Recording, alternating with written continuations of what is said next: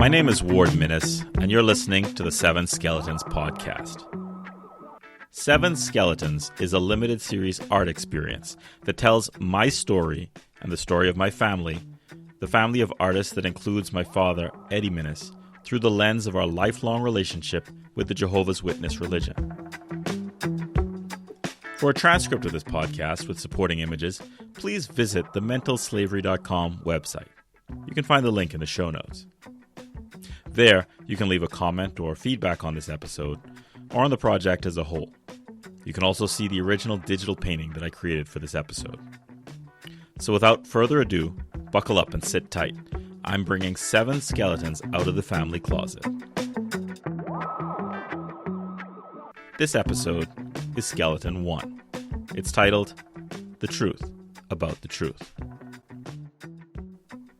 I think the most important contribution Eddie Minnis has made to culture in this country is in the way he has lived his life. Stan Burnside. I was one of them. I was a Jehovah's Witness, yes, but I was even more than that. I was what you would call a true believer. To convert people to this religion, I learned to speak fluent Haitian. I even did missionary work in the Abacos and Great Harbor Key. Maybe I knocked on your door one Saturday morning with a broad smile, holding a Watchtower magazine in my hand, asking you about something deep, like, why do people die? Maybe you slammed the door in my face. It's not like I can blame you. I realize now that Saturday mornings are not the time, and your front porch is not the place for those kinds of conversations. If that was me back then, I sincerely apologize. You have to understand that at the time, that was all I knew. I was probably out there every week barring sickness since I could fit into a stroller. I'm not the only one either. My whole family is so deeply steeped in this religion, there isn't a single part of us that isn't stained. As with most things in our family, it started with Dad. He's the only one of us with a real conversion story.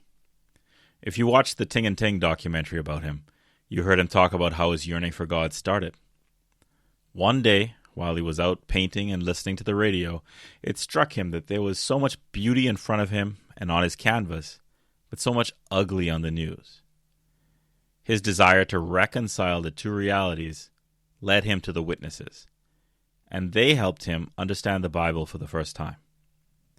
This answered his burning questions, something that he says he didn't get from the Anglican church that he grew up in. Everything began to fit for him.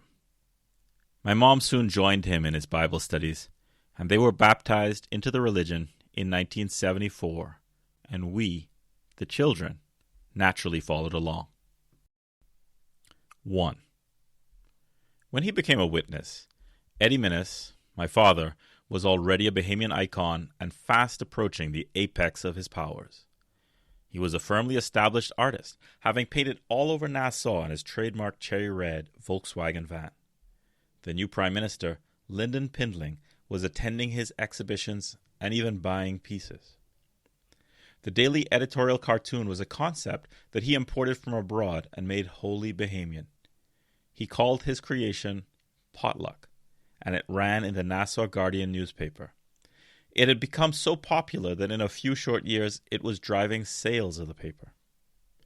He was also playing the lead character in The Fergusons of Farm Road, only the most popular Bahamian soap opera ever, which at the time was still on ZNS radio. He used the popularity of the Fergusons to launch what was, to pretty much everyone, a very unlikely music career. His first hit, Miss Lie, performed by Kenny and the Beach Boys, was a song about the villain and the most popular character from the show. He parlayed that success into a working partnership with Ronnie Butler, the biggest, baddest musician in the country, and they had just released the hit Our Love Is Gonna Make It with Ronnie on vocals in 1973. To an outside observer, it appeared that my father had the Midas touch, and he probably had more power and influence than anyone in the country save the new PM. But as someone described by those who knew him as neither religious nor spiritual, he seemed the person least likely to have a religious epiphany. much less undergo a radical conversion. But he did.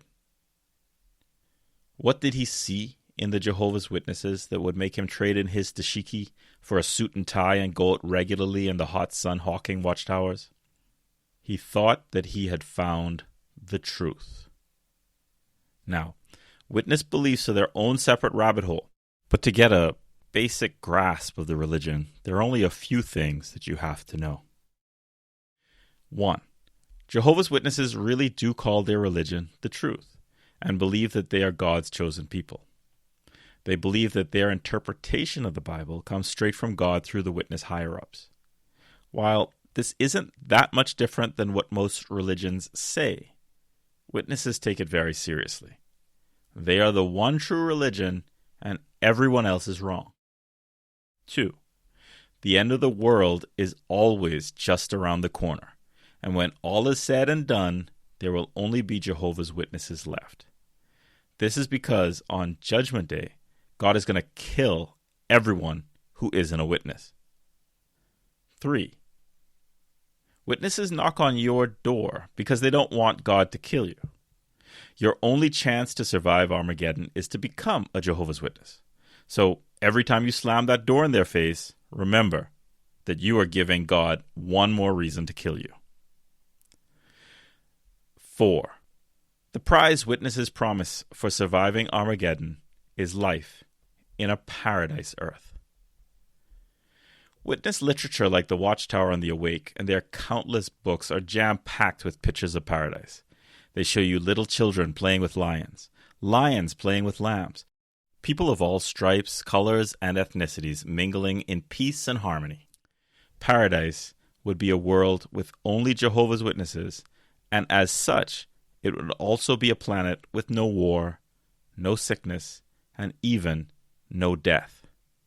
Long dead loved ones who didn't have a chance to be converted to the witness faith would come back to life and then have the chance to learn their theology alongside biblical legends like Moses and Enoch.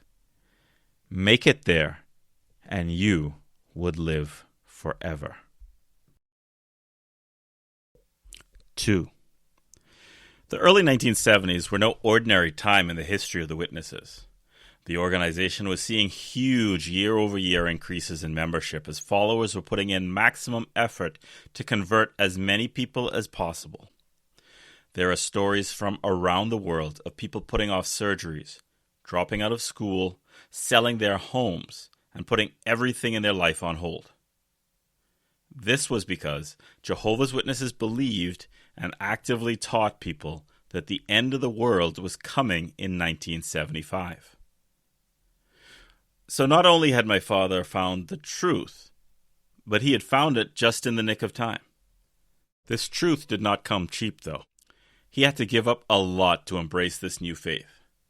If you watch the documentary, you might think that the only thing he had to do was cut off his beard. It was so much more than that. He started knocking on doors, which must have been a humiliating process for him. He wasn't an anonymous figure in Nassau anymore. He was a celebrity. He had to overcome so much scorn for painting on the side of the road, and now he had to do it all over again for passing out Watchtower literature. I can imagine people excited to find Eddie Minnis at their doorstep, souring by the minute when they realized what he was really there for. In addition to all the preaching, he had to go to 5 hour-long meetings a week at the Kingdom Hall. He tried to convert his friends and relatives to his new faith, and pushed many of them away. He had to give up celebrating Christmas, Easter, birthdays, and even Mother's Day.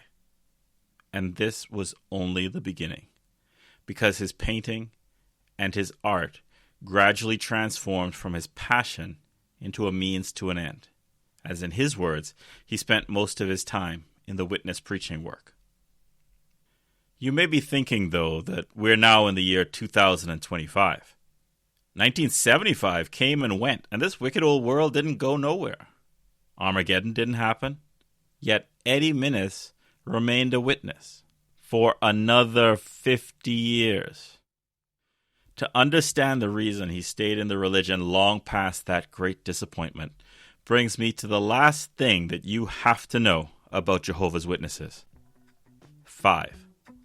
They're a cult. You're damn right I call them a cult. In the next episode, I'm going to unpack some deep personal trauma that will help you understand why. That episode is called Using the C Word Responsibly.